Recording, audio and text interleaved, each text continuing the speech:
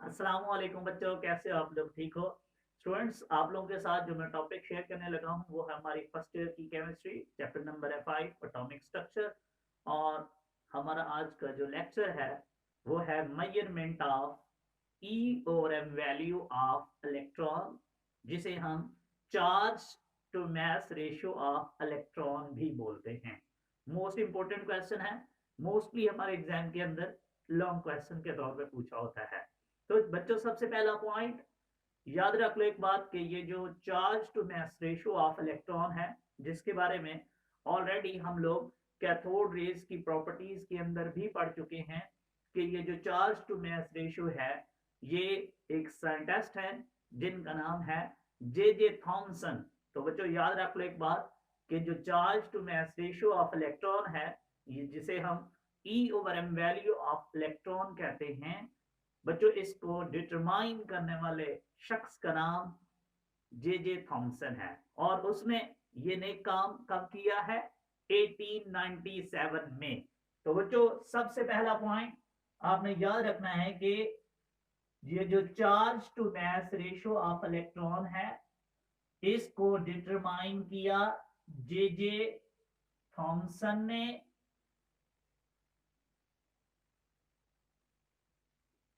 और उसने ये नेक काम बच्चों किया 1897 में।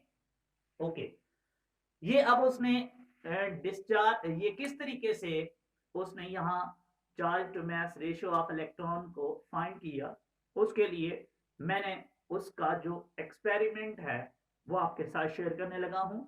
सबसे पहला काम बच्चों उसने ये किया, ये बहुत ही आसान सा एक छोटा सा एक्सपेरिमेंट है। आप सिर्फ और सिर्फ 5 से 6 पॉइंट्स हैं जो आपने याद रखने हैं। सबसे पहला काम बच्चों, उसने एक डिस्चार्ज ट्यूब ली। इस डिस्चार्ज ट्यूब को, जो कि आपको बड़ी प्यारी सी नजर आ रही है, हमारे पास मुख्तलिफ किस्म की डिस्चार्ज ट्यूब होती हैं, मुख्तलिफ डिजाइन की। आप लोग इससे पहले सर विलियम क्रोक्स का जो एक्सपेरिमेंट था उसके अंदर भी एक डिस्चार्ज ट्यूब देख चुके हो, वो भी एक डिस्चार्ज ट्यूब थी, ये भी एक डिस्चार्ज ट्यूब है, सिर्फ दोनों का डिजाइन डिफरेंट है। और बच्चों ये एक डिस्चार्ज ट्यूब है, और ये जो डिस्चार्ज ट्यूब है इसे हम बोलते हैं एवैक्यूएटेड डिस्चार्ज ट्यूब।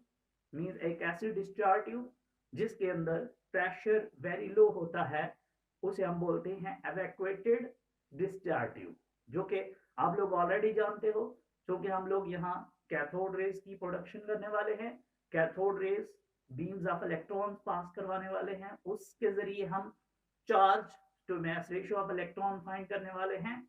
तो आप सर विलियम का एक्सपेरिमेंट ऑलरेडी जानते हो कि हम लोगों ने जो प्रेशर होता है डिस्चार्ज ट्यूब के अंदर वो वेरी लो रखना होता है, और हाई वोल्टेज अप्लाई करते हैं तो कैथोड से कुछ रेज निकलती हैं जिसे हम कैथोड रेज भी बोलते हैं, जिन्हें हम बीम्स ऑफ इलेक्ट्रॉन्स भी कहते हैं। तो पुरानी कहानी वही है, वही हाई वोल्टेज अप्लाई किया जाएगा, वही कैथोड रेज प्रोड्यूस होंगी, वही बीम्स ऑफ इलेक्ट्रॉन्स होंगे। वो यहाँ बताना हमारे लिए जरूरी नहीं है, और ना ही हम आपको बताने की जरूरत है, ना ही हमारी बुक वाले ने बताया हुआ है। तो बच्चों देखो, ये आपके पास एक एवैक्यूएटेड डिस्चार्ज ट्यूब है, जिसके अंदर जब हाई वोल्टेज अप्लाई किया जाता है at a very low pressure, तो बच्चों इस कैथोड से कुछ रेज निकलती हैं जिन्हें हम कैथोड रेज भी कहते हैं, जिन्हें हम बीम्स ऑफ इलेक्ट्रॉन्स भी कहते हैं, बीम्स ऑफ इलेक्ट्रॉन्स। तो बच्चों ये जो बीम्स ऑफ इलेक्ट्रॉन्स हैं, ये आपको नजर आ रहा है कि मैंने यहाँ रास्ते में एक स्लिट लगाई हुई है, ताकि ये जो बीम्स ऑफ इलेक्ट्रॉन्स हैं ये सीधी जा सकें, ये यहाँ डिस्पर्स ना हो, एक वन बाय वन हो के यूं पास हो। इसलिए हमने यहाँ क्या लगाई हुई है? एक स्लिट। अब क्या होती है बच्चों, ये जो कैथोड रेज होती हैं जो कि कैथोड से जा रही हैं, ये सीधी ट्रेवल करती हैं। आप लोग ये भी जानते हो, आप लोग कैथोड रेज की प्रॉपर्टीज में पढ़ चुके हो। अब बच्चों ये जो कैथोड रेज हैं जिसे हम क्या बोलते हैं? बीम्स ऑफ इलेक्ट्रॉन्स भी। बच्चों ये सीधी ट्रेवल कर रही हैं, वो यहाँ स्लिट से पास होती हैं, और पास होने के बाद बच्चों यहाँ जाके क्या करती हैं? इस प्लेट के ऊपर, इसको हम फ्लोरिसेंट स्क्रीन भी कहते हैं, जो कि मोस्टली बच्चों बनी होती है जिंक सल्फाइड्स की। जिंक सल्फाइड से बनी होती है बच्चों ये। अब इसका काम क्या होता है कि जब कोई पार्टिकल, कोई रेज इससे आके टकराती हैं, स्ट्राइक करती हैं, तो बच्चों ये क्या करती है, ग्लो प्रोड्यूस करती है। ये जो जिंक सल्फाइड है ये क्या प्रोड्यूस करता है, फ्लोरिसेंस। तो इस तरीके से जब ये कैथोड रेज सीधी ट्रेवल करती हुई बच्चों इस स्क्रीन से टकराई, इस फ्लोरिसेंट स्क्रीन से टकराई, जो कि कोटेड है विद द जिंक सल्फाइड, तो बच्चों यहाँ क्या प्रोड्यूस हुआ, ग्लो। और जिस पॉइंट पे ये टकराई उस पॉइंट को हम बोलते हैं P1। याद रख लो एक बात कि जब हाई वोल्टेज अप्लाई किया गया, मींस आपका फर्स्ट पॉइंट भी यही होता है बच्चों कि जब इस एवैक्यूएटेड डिस्चार्ज ट्यूब के अंदर, जिसमें जो ये वाला टर्मिनल है बच्चों, ये एक्ट कर रहा है एज ए एनोड के तौर पे, क्योंकि इसको पॉजिटिव टर्मिनल के साथ कनेक्ट किया गया है। और बच्चों ये जो आपका इलेक्ट्रोड है ये एक्ट कर रहा है एज ए कैथोड के तौर पे, इसको नेगेटिव टर्मिनल के साथ बैटरी के कनेक्ट किया गया है। तो यूं ये कैथोड है और ये क्या है बच्चों, एनोड।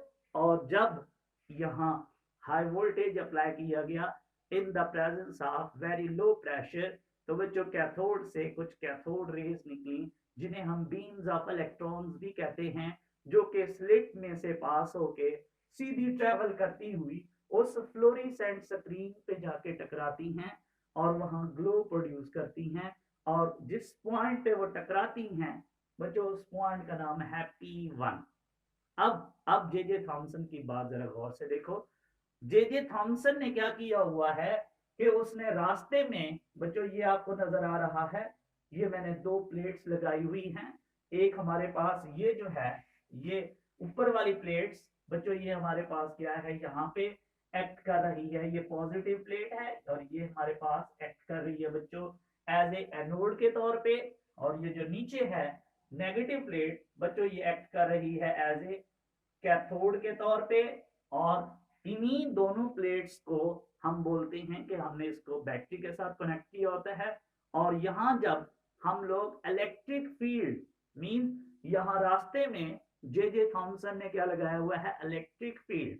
मींस बच्चों इसको आप क्या बोल सकते हो कि ये क्या है, इलेक्ट्रिक फील्ड। और बच्चों ये जो मैंने डॉटेड लाइन से रिप्रेजेंट किया हुआ है, इसको हम बोलते हैं मैग्नेटिक फील्ड। Magnetic field. अब जो गौर से देखो, जो हमारा सेकंड पॉइंट है वो ये है कि जब जे जे थॉमसन ने ये देखा कि ये कैथोड रेज तो सीधी ट्रेवल करती हुई जाके उस पॉइंट P1 पे टकरा रही हैं, तो इसने साथ ही बच्चों क्या किया, इलेक्ट्रिक फील्ड अप्लाई कर दिया। मींस कि इसने इलेक्ट्रिक फील्ड ऑन किया। बच्चों आप लोग जानते हो एक बात कि जो कैथोड रेज होती हैं उनके ऊपर जो चार्ज होता है वो नेगेटिव चार्ज होता है। अब जैसे ही इन नेगेटिव चार्ज रेज के ऊपर, इन बीम्स ऑफ इलेक्ट्रॉन्स के ऊपर बच्चों इलेक्ट्रिक फील्ड अप्लाई हुआ, तो आप जानते हो कि जो ऊपर वाली प्लेट है जो कि क्या रखती है, चार्ज, पॉजिटिव चार्ज, बच्चों डेफिनेटली उसने इन कैथोड रेज को अपनी तरफ क्या किया, अट्रैक्ट। तो अब ये जो कैथोड रेज बच्चों ये देखो सीधी जा रही थी, अब वो यूं क्या हो गई, डिफ्लेक्ट अपर साइड की तरफ, और जाके बच्चों इस P पॉइंट P2 पे टकराई। तो याद रख लो एक बात कि जो कैथोड रेज है वो P2 पे कब टकराती हैं, जब वो क्या ऑन करता है, इलेक्ट्रिक फील्ड। तो वो जो पॉजिटिव प्लेट है वो इन कैथोड रेज को अपनी तरफ क्या करती है, अट्रैक्ट, और ये जाके P2 के ऊपर कैथोड रेज जाके क्या करती हैं, टकराती हैं। तो याद रख लो ये जो P2 के ऊपर ये डिफ्लेक्शन हुई है, ये ड्यू टू क्या हुई है, इलेक्ट्रिक फील्ड। मींस जब वो इलेक्ट्रिक फील्ड ऑन करता है तो बच्चों वो जो कैथोड रेज हैं वो P2 की तरफ क्या हो जाती हैं, डिफ्लेक्ट। उसने कहा ये तो बड़ी अच्छी बात है, अब मैं ऐसे करता हूं कि इलेक्ट्रिक फील्ड को ऑफ कर देता हूं। और अब बच्चों उसने मैग्नेटिक फील्ड क्या क्या दिया, ऑन कर दिया, या मैग्नेटिक फील्ड अप्लाई कर दिया। बच्चों ये जो डॉटेड लाइन से मैंने शो किया हुआ है, ये यहाँ पे क्या है, मैग्नेटिक फील्ड। बच्चों एक बात याद रख लीजिएगा कि जो जैसे ही उसने मैग्नेटिक फील्ड अप्लाई किया, तो बच्चों उसने देखा कि जो कैथोड रेज हैं अब वो यहाँ जो कि सीधी जा रही हैं, क्योंकि अब उसने इलेक्ट्रिक फील्ड तो ऑफ किया हुआ है, कैथोड रेज किसकी तरफ जा रही होंगी, डेफिनेटली P1 पे टकरा रही होंगी। अब जैसे ही बच्चों उसने यहाँ क्या किया, उसने यहाँ पे इस मैग्नेटिक फील्ड को ऑन किया, तो उसने देखा कि जो कैथोड रेज है अब वो डाउनवर्ड बच्चों क्या हुई, डिफ्लेक्ट हुई इस पॉइंट P3 के ऊपर। तो याद रख लो एक बात कि जो कैथोड रेज है जब वो मैग्नेटिक फील्ड अप्लाई करता है तो कैथोड रेज P3 के ऊपर क्या होती हैं, डिफ्लेक्शन। तो ये जो डिफ्लेक्शन है P3 की तरफ बच्चों, ये किसकी तरफ है, due to the presence of magnetic field. अब वो बड़ा हैरान हुआ कि जब वो इलेक्ट्रिक फील्ड ऑन कर रहा था तो जो कैथोड रेज थी वो P2 पे टकरा रही हैं। जब वो मैग्नेटिक फील्ड ऑन करता है तो बच्चों वो जो कैथोड रेज है अब वो P3 की तरफ चली जाती है। तो अब उसकी शरारत में और इजाफा हुआ। उसने कहा क्यों ना मैं ऐसे करूं कि मैं इलेक्ट्रिक फील्ड को भी ऑन कर दूं और मैग्नेटिक फील्ड को भी ऑन कर दूं। बेटा उसने इलेक्ट्रिक फील्ड और मैग्नेटिक फील्ड दोनों की स्ट्रेंथ को इस तरीके से एडजस्ट किया कि जितनी फोर्स उसको ऊपर को अट्रैक्ट कर रही थी उतनी ही फोर्स बच्चों उसको नीचे की तरफ अट्रैक्ट कर रही थी मैग्नेटिक फील्ड की, और ऊपर को किसकी अट्रैक्ट कर रही थी, इलेक्ट्रिक फील्ड की। तो याद रखो फिजिक्स के अंदर आप पढ़ते हो कि जब दो इक्वल फोर्सेस हों और उनकी डायरेक्शन क्या हो, अपोजिट, तो वो एक दूसरे के इफेक्ट को क्या कर देती हैं, कैंसल, और नेट इफेक्ट उनका क्या होता है, जीरो। तो यहाँ पे भी सेम ऐसे ही हुआ कि जब बच्चों उसने बोथ इलेक्ट्रिक फील्ड और मैग्नेटिक फील्ड दोनों अप्लाई किए और उनकी स्ट्रेंथ को इस तरीके से एडजस्ट किया कि उन दोनों इफेक्ट्स के दोनों फोर्सेस ने एक दूसरे के इफेक्ट को क्या कर दिया, कैंसल आउट। तब भी उसने ऑब्जर्व किया कि जो कैथोड रेज हैं वो कहीं डिफ्लेक्ट नहीं हुई बल्कि वो सीधी जाके कहां टकराई हैं, P1 के ऊपर। कि P1 पे तब भी टकरा रही थी बच्चों जब both electric field and magnetic field are on।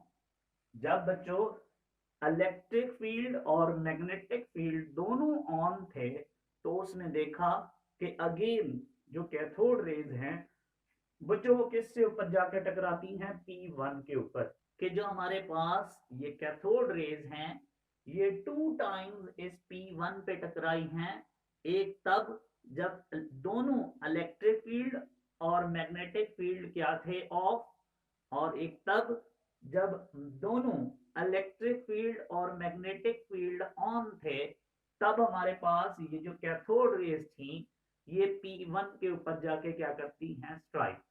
अब बच्चों जो जे थॉमसन था उसने क्या किया कि जो उसने इलेक्ट्रिक फील्ड की स्ट्रेंथ प्रोवाइड की थी, अप्लाई की थी, और जो मैग्नेटिक फील्ड की स्ट्रेंथ प्रोवाइड की थी, उस दोनों स्ट्रेंथ को, दोनों फील्ड्स की स्ट्रेंथ को बच्चों उसने क्या किया, कंपेयर किया।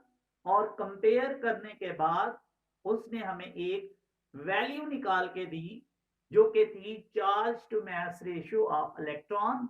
और वो बच्चों कितनी थी वो आपने याद रखनी है, वो हमारे पास थी E/m, value of electron is equal to 1.7588 multiplied by 10 की पावर 11 कूलम पर केजी।